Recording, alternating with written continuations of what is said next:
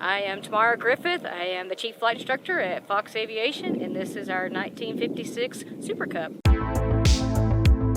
The Super Cub was first introduced in 1949 and through its almost 40 years of production produced nearly 9,000 aircraft. There have been a lot of different modifications for Super Cubs over the years, including floats, luggage pods, and of course they've been modified for short takeoff and landings as well. The airframe has been so successful that many light sport and experimental aircraft base their designs on this fuselage.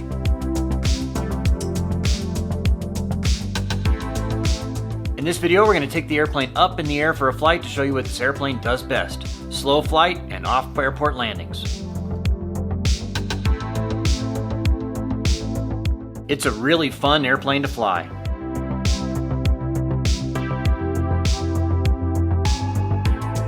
So let's talk to Tamara and learn more about the Piper Super Cub.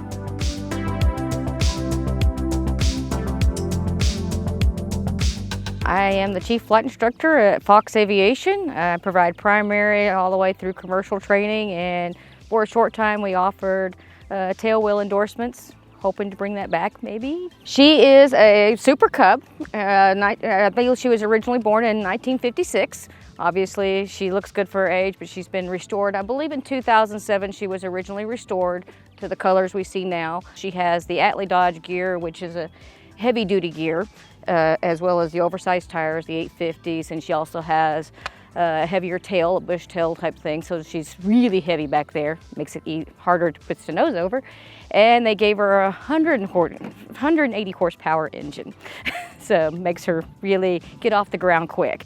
They also did the wing extensions. So unlike the normal bows you see on most Cubs, these have almost 2 ribs more, so it gives you more lift. Plus they put the vortex generators on her, so we climb like a banshee, but we don't go any faster forward. I believe the fuel is still around the 8 to 10 maybe, depending on how I'm running her, gallons per hour.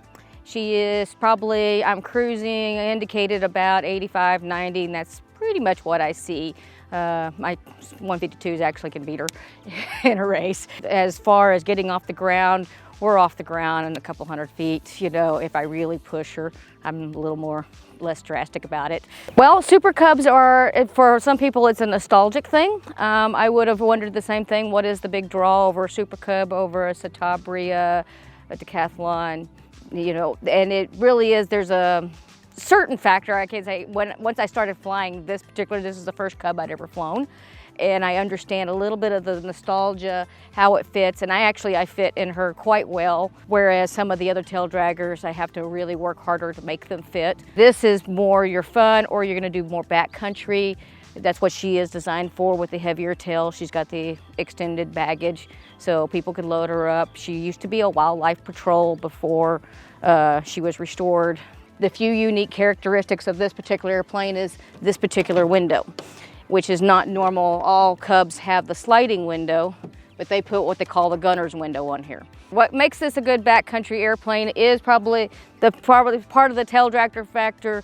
It gives them some maneuverability you don't get with the tricycle gear, as well as the gear. In this one, we beefed up the gear and oversized the tires, puts her on more rough terrain that we wouldn't get with some of our regular planes. She can fly a lot slower due to the extra mods, so we can get into the shorter fields and get off the ground in the shorter. So if you want to land on the river banks, you want to land on the little water islands, you know, in the rivers, you're good, or slightly rough terrain, which we see a lot of. They are dope in fabric. You see some metal, more metal on these, which is all in the cowlings and what they call the boot cowl, where the engine resides. Everything else is a fabric, but the dope in fabric are, not really the dope in fabric as it used to be. That's the old term. Now they're more the polyfiber. This is a polyfiber fabric coat with a polytone paint finish, which is not as shiny as some people may like, but it's actually and not as durable, but it's easier to blend when you have to patch her. She doesn't fit the light sport category because of the heavier weight. So a lot of people went to the newer versions of these Super Cubs, which are like the Cub Crafters, Legends, to get that light sport or the Sport Pilot. but they put them in the experimental category to add the extras. I would say like Cub crafters and some of them all took the good of a Super Cub and maybe expanded it out, lightened them up. Fox Aviation, we're International Incorporated. We have a Fox Aviation flight training division. Fox Aviation originally restored these Cubs, and we started a flight school by accident, actually. We have 2 Cessna 152s that I use for training. One of them is an Aerobat for the spin training also, so I do offer other training outside of that, and I can take everybody through commercial. And at this time, she's just our fun toy, but I hope to bring her back to offer endorsements, tail wheels, or if you get your own tail wheel, I can certainly help you. Of course, I'm on Instagram. Both Fox Aviation and I am on Instagram, as well as Twitter. Yeah, that's the word I'm looking for. All right, well then, you ready to go fly this thing? I'm ready. All right, do it. There's some giggles, holding the brakes, clear.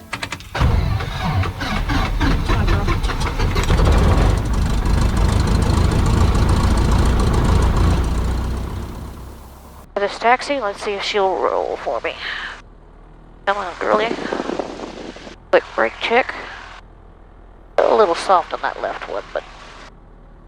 Was it? Is it a big adjustment for a traditional gear person going to a tail wheel? It very much is. It really is all in the pedals, learning to see where you have to look again because you're looking differently than you're used to, as well as that tail's generally always trying to get in front of you. All right. The faster you go, the more likely it's going to do that. Yeah. Bravo's back taxi 17 Flatbush. Normally when I'm in the downwind, I can let the stick go completely forward, but I'm actually holding it fairly neutral. Okay. So you would want it forward so that the back of the tail is down, so that the wind pushes down, right? Correct. So a lot of that we study was designed off of this. These are called conventional gear, not just tail draggers, because originally, they were all. Okay, so we're going to face into the wind. This is the big reason is for that tail purposes that we teach tail facing into the wind, and it makes the controls a little easier because I have to let go sometimes to do what I need to do. Right. Okay, brakes are on. We're going to do the run up so everything looks like we're in the green, so we're going to power it up for the big mag check. That's where it gets noisy. 1 and 2. Looks good. Carb heat way down here. And just a tiny hint of a drop. Still in the green. We're going back to idle. We'll spin around and take a look. We always check for traffic at this airport. The nice thing about tail wheels is that you can turn on a dime that you can't do in a tricycle gear. Yeah. Just whip that tail, but you always got to know where that tail is going. What's it going to hit? Oh, right. Yeah. I didn't think about that. Yeah. Flatbush traffic, Super Cub 74 Bravo, taking off 17 Flatbush. Yeah, a lot of people don't think about that, and they get too close to those signs and take them right out. So, this is where we'll find out if I can keep a center line or not. Well, it's hard to do in a tail wheel. It is hard to do. You use your side views quite a bit once you're kind of lined up. Yeah. Power up, and you always be ready for that right rudder because she wants to go left once this tail comes up. And the tail comes up. Yeah. A little bit of that rudder, keeping her straight. I just point her straight. She's ready. You feel her bouncing? Yeah. Off we go. There she go. Okay, cool. And she will climb like nobody's business. Yeah. Oh, yeah. Yeah, she got it. Didn't use much runway there. Nope. And that was being conservative. Yeah. Right. You got pretty good visibility here and above and everything too. Yeah. Once you're in level flight, you can cruise. You can see out. You know, everything's. She becomes a normal airplane at this point. Right, yeah. And we just head out. A lot of times when I'm in a tail dragger, I'm notorious for staying on the low side. Oh, right. Well, that's generally where you fly these things pretty low, right? Yeah, they we're lucky to get above 500 in some cases. Yeah. So we're right about that 500 foot down. I'm just going to level out because we're in the legal. I'm not bothering anybody. Yep. But I'm in the pattern area. Well, I mean, you would take, I guess maybe you're doing a long cross country, you take this thing up high, but normally you stay down pretty low, right? Yeah, generally, I'm just bouncing around, hitting all the grass strips, so I don't ever get up high. This is about as fast as she cruises when I power her back to about 2,500 RPM. About 80, 85 knots, 80 knots? Yeah, we're doing a ground speed of 85. She's indicating about 90, 95 right now, which is kind of surprising. This is kind of a max cruise for her. right here. We're out here, and I'm just kind of getting away from everybody and where I go and play with circles and play with bouncing around this. Sure. The only thing about flying down here at this altitude is you have to be always cognizant of where you can put down and where all the towers and stuff are. Well, I mean, there's enough fields out here, and this airplane should be able to handle, I mean, anything around here. Pretty much, and she's got a really nice glide to her, so you're not going to lose out on her. Yeah. So I try to make friends with everybody who has a grass strip. Oh, yeah? So they have their own grass strip here? Yeah, so it's the one right here in front of us. Oh, okay, right there. Yeah. Right next to the tower. Right next to a big tower. Yeah, it's over far enough, Yeah. it really is. Yeah. Kind of going the wrong way for the wind, but that's okay. There's not much wind under. Yeah. Especially their windsock says that. Yeah. It's crosswind anyway. Yeah, it's the only thing that bugs me. Let me stay right down here and see who wakes up. Their hangar's closed. Yeah. Darn them. And then we go up. Oh yeah, there you go. And then we go out. What Cubs teach me, being a tailwheel pilot and doing, some of this fun stuff, which all looks cool, really comes down to teaching energy management, because if it is mismanaged, we crash. Right. Because we don't manage our speed, we don't manage the energy, we don't manage, we put the wrong rudder in. And being a tailwheel pilot is even more critical to get this right, because if I don't get the rudder ball in the straight, you're in the back seat going, oh my good God, would you please stop. Right. My dad used to hit me in the back of the head in the Centaurea for that. Yeah. And like I said, it doesn't know whether I'm 5 feet off the ground or I'm, 5,000 feet off the ground. Yeah. This is how, you can do the hog hunts. All right. You come around in this window and you could shoot out that way if I spotted it. There was specifics, there used to be markings on the plane so that they would know where to aim and not aim. Yeah, this is a fun little toy. I'd love to have one of these eventually. So would I, Yeah. Not mine. Like I say, I love for the fact that, you got so much more visibility, you can see everything, Yeah. The traffic, even though this thing shows me traffic, I don't even look at the instruments. She'll hang off the prop in a power on stall. She'll just sit there and hang. See, that's the fun part about her, going right into the sun. And I'm just... All right, 35 knots. Oh, yeah. We're at 40 indicating, and like I said, she's just hanging here, not even. Yeah. Using that rudder to keep her straight. And 25 knots, really? Yeah, she's just sitting there going, I'm not going to do anything. Yeah, she's just hanging on that prop. Yeah, that's wild. Push the nose over. Yeah. She wasn't climbing, she just wasn't going to go anywhere. Right, yeah, that's still pretty low. And that has everything to do with all the extra that's been done to her. Right, yeah. Because, you notice the flaps on these are a lot longer than the standard flaps. And, of course, the extra wing and the extra VGs. Yeah. And even on the power off stall, she's very, she's very docile. That tail just doesn't want to quite stall. Yeah. Slow her down, get her into the white arc. It takes forever to get her to slow down, though. Yeah. Just because, oh, hello, plane. Was he? Oh, wow, yeah. Never know where they are. Yeah. He didn't show up on my radar, but I'm not worried about that. That's why you look outside. Yeah. But there's with all the flaps now, so you can see they don't look like much. But that's the same thing, and she will gently stay in that stall. And we still get right down here. 30 knots, wow. Yep. Just kind of hanging around up here today. And there she's trying to drop her nose, so. Yeah, that's not violent at all. I mean, yeah, there's nothing to her. Some days she'll give me a little droop, and other days she won't. I mean, so if you're doing a short field land, are you putting down at like 30-something knots, or what I could, but I haven't been. That is definitely getting into the realm of the STOL competitions. Right. I'm not trained for doing that. Yeah.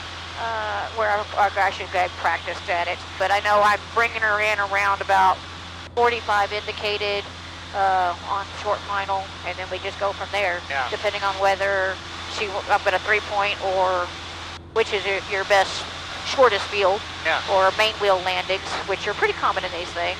Yeah. The more crosswind, the more main wheel landing I do. It looks like somebody's actively at this airport. I don't see anybody. Nope. So I got my little trim way down here in the handle. Like any airplane, it's like with airplane on my end, where is all these knobs and stuff. Yeah. I will use the flaps. The only thing about me using flaps is I either have to come to a full stop or I take off with the flaps if I do a go around or something. Right. Just because she doesn't, and say I can't get, she just does not like to slow down. Oh, okay. Let's see if we can slip her right into this spot. Yeah.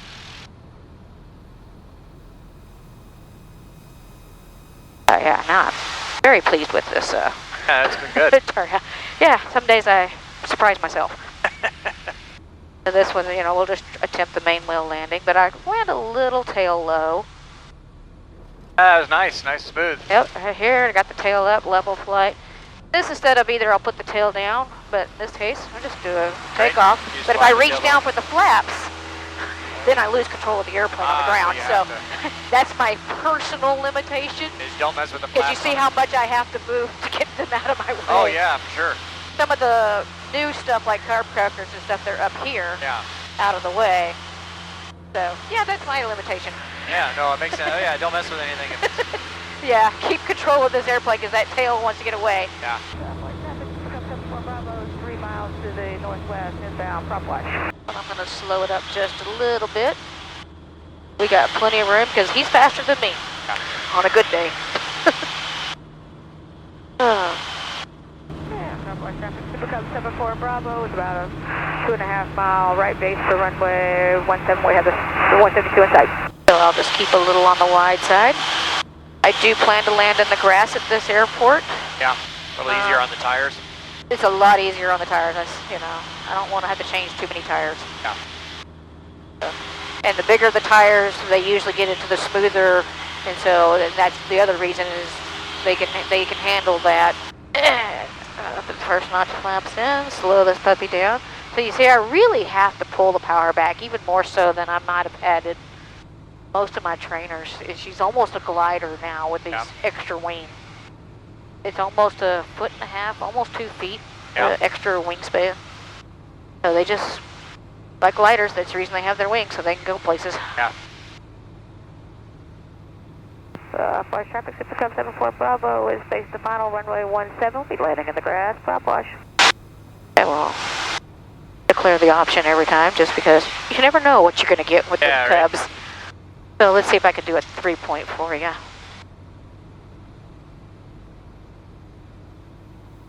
Yeah, everybody loves to ask me my speeds, and I was like, honestly, I don't know what they are. I'm feeling this airplane. 73 Quebec, clear the active, prop push. God, get that. I just don't hit the tree. Right. It's George of the Jungle. Watch out for that tree. Yeah.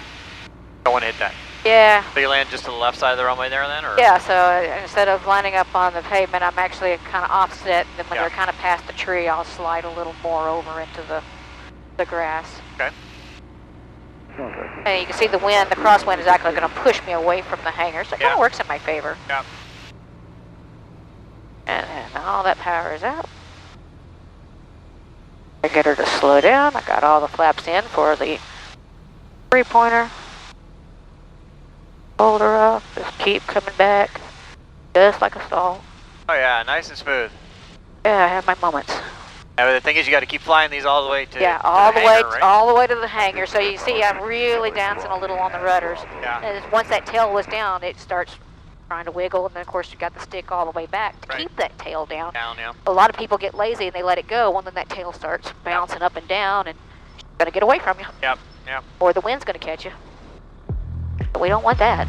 Well, pretty cool. Thank you so much for taking me up. Very, very cool airplane. I want one now. Yeah, me too. All right.